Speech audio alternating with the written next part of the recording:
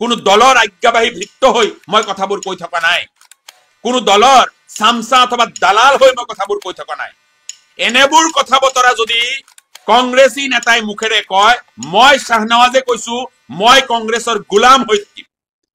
জনহিতাৰ্থে আৰু জনস্বাৰ্থৰ প্ৰতি লক্ষ্য ৰাখি আমি মাজে সময়ে আমাৰ সূক্ষ্ম দৃষ্টিভংগীৰে অসমৰ সাম্প্ৰতিক পৰিস্থিতি, ৰাজনীতি ইত্যাদিৰ ওপৰত কিছু বক্তব্য ৰখাৰ প্ৰয়াস কৰি আহিছো।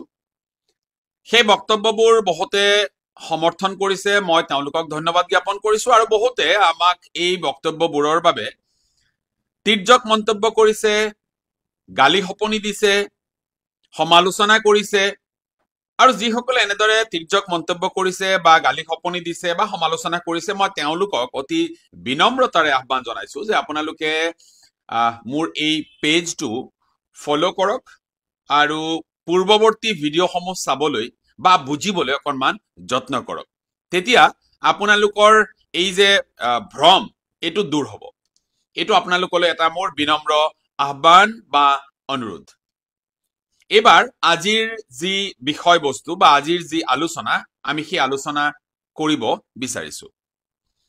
এটা তথ্য আপোনালোকক দিব বিচাৰিছো যে অসম বিধানসভাত বৰ্তমান যিমান বিধায়ক আছে তাৰে কংগ্ৰেছ বিধায়কৰ সংখ্যা হৈছে 25 গৰাকী, আৰু এই 25 গৰাকী বিধায়কৰ ভিতৰত 14 গৰাকী বিধায়ক হৈছে সংখ্যালঘু মুছলমান সম্প্ৰদায়ৰ। বাকী যি 11 গৰাকী বিধায়ক আছে তাৰে 2 গৰাকী বিধায়ক এতিয়া কংগ্ৰেছী নহয়। গতিকে অসম বিধানসভাত এতিয়া কংগ্ৰেছী মুঠ 25 গৰাকী বিধায়কৰ ভিতৰত 14 গৰাকী হৈছে সংখ্যালঘু সম্প্ৰদায়ক প্ৰতিনিধিত্ব কৰা মানুহ বা নেতা। এই যে অসমত এটা সাংঘাতিক অৰাজক পৰিৱেশৰ সৃষ্টি হৈছে, উচ্ছেদৰ নামত এটা বিশেষ সম্প্ৰদায়ক টাৰ্গেট কৰি চৰকাৰে যি উচ্ছেদ অভিযান চলাইছে, সেই সময়ত আমি দেখিছো সংখ্যালঘু বসতি প্ৰধান অঞ্চলসমূহত এক আতংকময় পৰিৱেশৰ সৃষ্টি হৈছে, বা সংখ্যালঘু যিসকল ব্যক্তি আছে তেওঁলোকে হতাশাত ভুগিছে, আতংকত ভুগিছে। বৰ বৰ্বৰভাৱে চৰকাৰে এফালৰ পৰা চৰকাৰী ভূমি খালী কৰাৰ নামত সংখ্যালঘু মানুহখিনিক টাৰ্গেট কৰি তেওঁলোকে উচ্ছেদ অভিযান চলাই গৈছে। চৰকাৰী ভূমি উচ্ছেদ কৰিবই পাৰে, কিন্তু এনেদৰে অমানৱীয়ভাৱে উচ্ছেদ কৰাটোৰ আমি বিৰোধিতা কৰিছো। সুপ্ৰিম কোৰ্টেও কৈছে যে মানুহখিনিক পুনৰ সংস্থাপন নকৰাকৈ উচ্ছেদ কৰা কাৰ্যটো কিন্তু বেআইনী। এবাৰ এই যে উচ্ছেদসমূহ কৰা হৈছে, এটা আইনৰ দোহাই দি কৰা হৈছে। চৰকাৰে যি উচ্ছেদ কাৰ্য চলাইছে সেই উচ্ছেদ নিশ্চয়কৈ কোনোবা এটা আইনৰ আওতাত এই উচ্ছেদসমূহ চলোৱা হৈছে। আপোনালোকে জানি আচৰিত হ'ব যে এই আইনৰ প্ৰণেতা হৈছে কংগ্ৰেছ।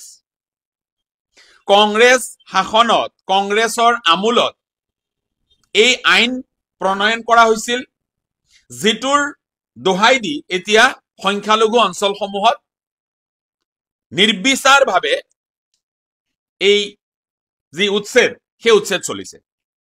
আৰু আমি দেখিছো এফালৰ পৰা কংগ্ৰেছীসকলে, কংগ্ৰেছী নেতাসকলে বা কংগ্ৰেছী চেলা চামুণ্ডাসকলে বিজেপিক বা চৰকাৰক ইয়াৰ বাবে গালি পাৰিছে, দোষাৰোপ কৰিছে, জগৰীয়া কৰিছে।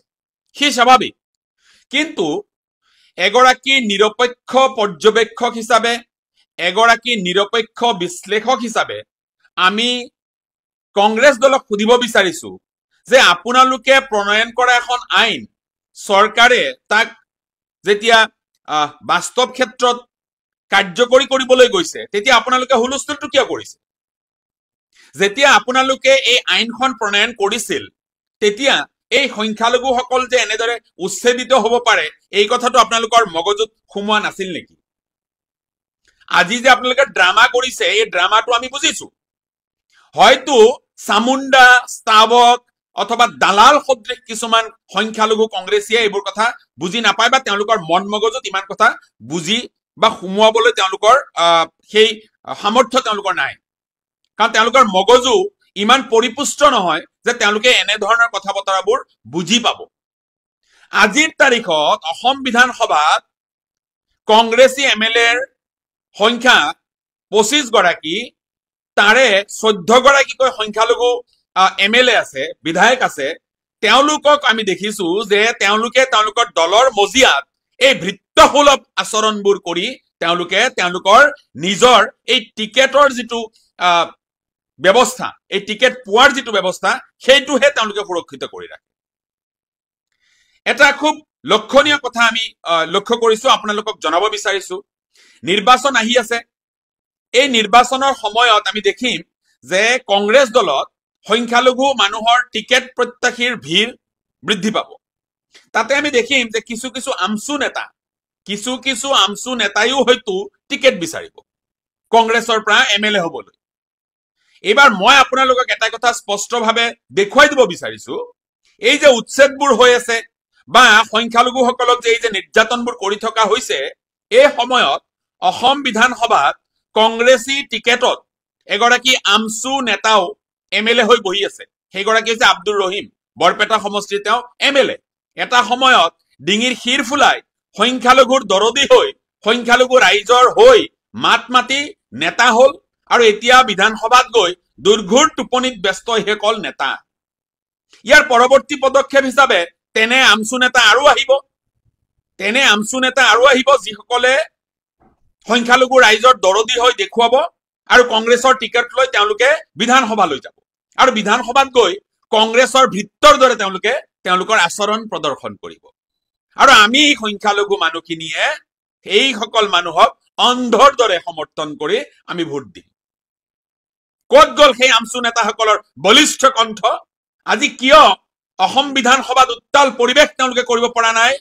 কিয় তেওঁলোকে দলৰ মজিয়াত দলক সন্মান কৰাব পৰা নাই যে সংখ্যালঘু বসতি প্ৰধান অঞ্চলত যিদৰে উচ্ছেদ কৰা হৈছে, অনাগত চৰকাৰ যদি কংগ্ৰেছৰ আহে, এইসকল ব্যক্তিক, এইসকল উচ্ছেদিত মানুহক ভূমিৰ পট্টা দিয়া হ'ব বুলি কিয় দলক তেওঁলোকে কবলৈ সন্মান কৰিব পৰা নাই?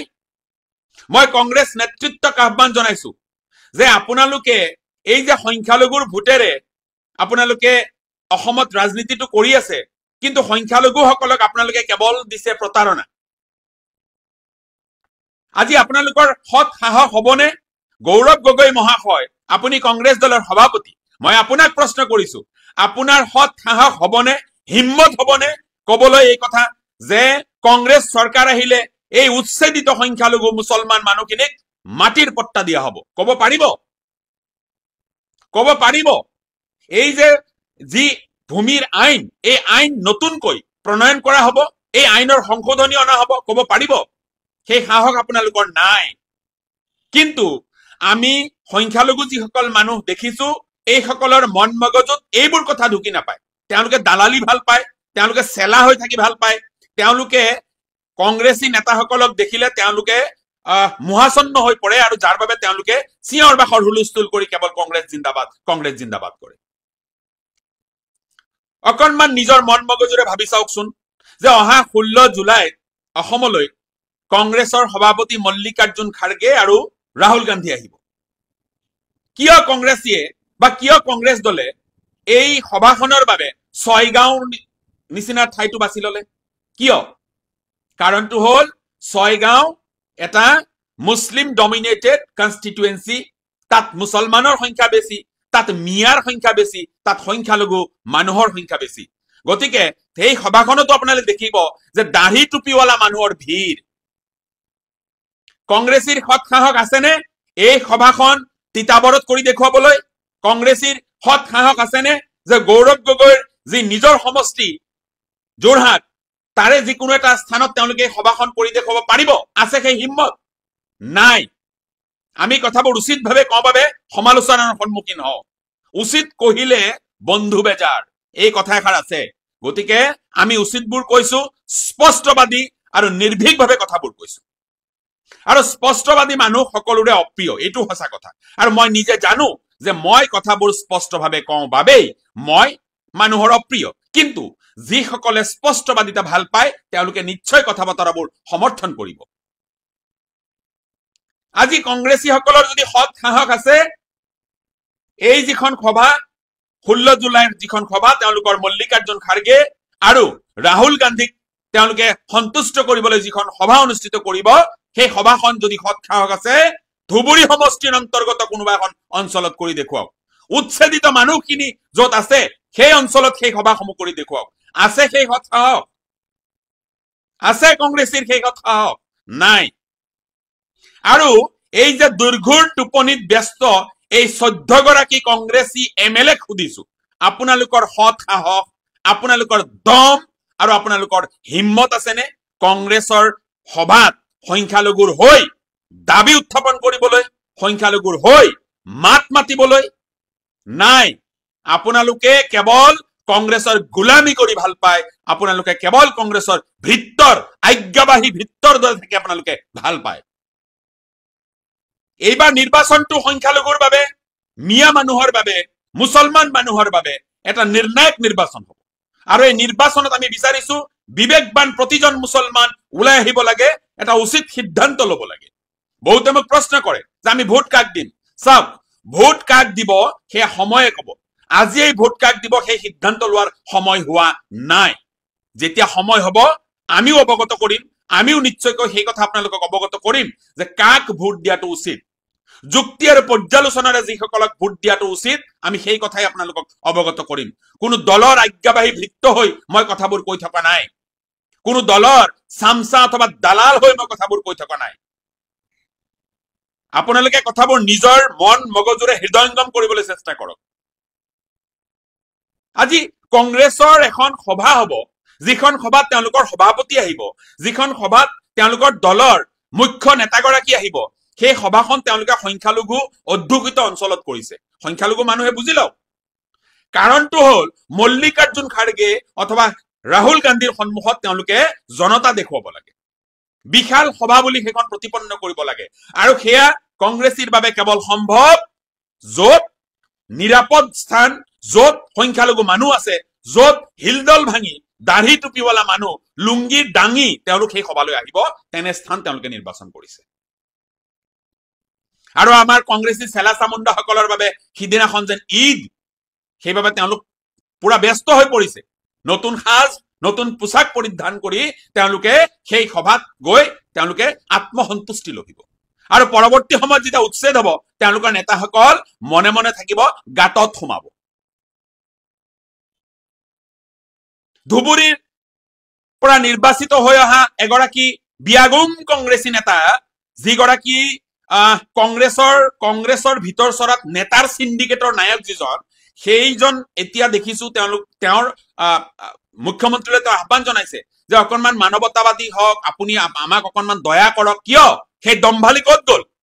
আপুনিতো দম্ভালি মাৰি কৈছিল 50 জন হিমন্ত বিশ্ব শৰ্মা আহিলেও নো মেডেলো লৰাব নোৱাৰি বুলি কোৱা আপোনাৰ সেই অভদ্ৰ আচৰণ আপুনি এতিয়া প্ৰতিপন্ন কৰক। কিয় শৰণাপন্ন হৈছে আপুনি এতিয়া? কিয়? আপোনাৰ দৰে এই ধুৰন্ধৰ নেতাবোৰৰ বাবেই আজি সংখ্যালঘুৰ এই অৱস্থা, সংখ্যালঘুৰ এই দুৰ্দশা। চামুগুৰিত আৰু জিকিব নোৱাৰে আপুনি, ধুবুৰীতো আৰু জিকিব নোৱাৰে। আপোনাৰ নিচিনা নেতাবোৰ যিদিনাখন সংখ্যালঘু জনসাধাৰণে দলিয়াই পেলাব, উফৰাই পেলাব, সিদিনাখন অসমত শান্তি আহিব আৰু সংখ্যালঘুসকল মূৰ দাঙি জীয়াই থাকিব পাৰিব। আজি দুখ লগা কথাটো হৈছে যে ইমানজন বিধায়ক থকাৰ পিছত, 14 গৰাকীকৈ কংগ্ৰেছী বিধায়ক থকাৰ পিছত কংগ্ৰেছ নেতৃত্বক তেওঁলোকে সন্মান কৰিব নোৱাৰিলে যে এই খিলঞ্জীয়া মানুহখিনিৰ হৈ সভাপতিয়ে মাত এষাৰ মাতক। নামাতিলে তেওঁলোকে। আৰু আমি কথাবোৰ কবলৈ গ'লেই মানুহে আমাক কোনোবা দলৰ দালাল, কোনোবা দলৰ চামচা, কোনোবা দলৰ পৃষ্ঠপোষক বুলি আমাক ক'ব খোজে। কথাবোৰ নিজৰ মন মগজুৰে অকণমান বিচাৰ বুদ্ধিৰে কৰিবলৈ, বিবেচনা কৰিবলৈ চেষ্টা কৰক মহাশয়। মোক কওকচোন আপোনালোকে, আজি যি 14 গৰাকী MLA কংগ্ৰেছ দলৰ এই আসনসমূহ শুৱনি কৰি আছে, সেই নেতাসকলৰ মুখমণ্ডলত আপোনালোকে এই নেতৃত্ব থকা বা নেতৃত্ব সুলভ সেই আচৰণ দেখিব পায়নে?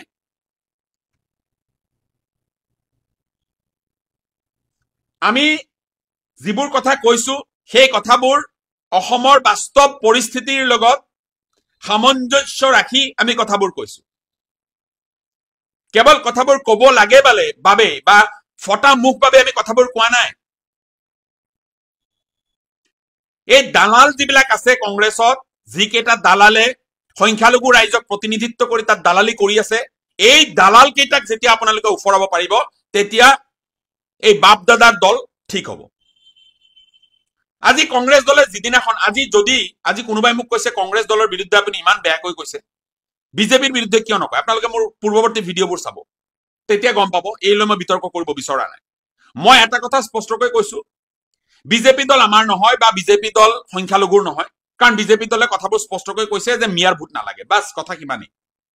এইবাৰ কংগ্ৰেছ দল আমাৰ দল। আপোনালোকে সকলোৱে ভাবে যে কংগ্ৰেছ সংখ্যালঘুৰ দল। কংগ্ৰেছ দলে একো কৰিব নালাগে। কংগ্ৰেছ দলে এতিয়া এই মুহূৰ্তত, এই সাম্প্ৰতিক সময়ত মল্লিকাৰ্জুন খাৰ্গেৰ মুখেৰেই হওক, ৰাহুল গান্ধীৰ মুখেৰেই হওক বা অসমৰ নতুন মহানায়ক হবলৈ চেষ্টা কৰা গৌৰৱ গগৈৰ মুখেৰে এটা কথা কৈ দিয়ক যে কংগ্ৰেছ দল অসমত 2026ত ক্ষমতালৈ আহিলে সংখ্যালঘুসকলক ভূমিৰ পট্টা দিয়া হ'ব, এনআৰচিৰ নামত সংখ্যালঘুসকলক যি নিৰ্যাতন কৰা হয় সেয়া বন্ধ কৰা হ'ব, ডিটেনশ্যন কেম্প বন্ধ কৰা হ'ব, পুছবেক বন্ধ কৰা হ'ব, সংখ্যালঘুসকলক উপযুক্ত মৰ্যাদা দিয়া হ'ব, সংখ্যালঘুসকলক খিলঞ্জীয়াৰ যি অধিকাৰ সেই একেই অধিকাৰ তেওঁলোককো দিয়া হ'ব, সংখ্যালঘুসকলক অবৈধ বাংলাদেশী শব্দ ব্যৱহাৰ যিটো কৰা হয় তেওঁলোকৰ বিৰুদ্ধে সেয়া বন্ধ কৰা হ'ব, সেয়া বেআইনী ঘোষণা কৰা হ'ব।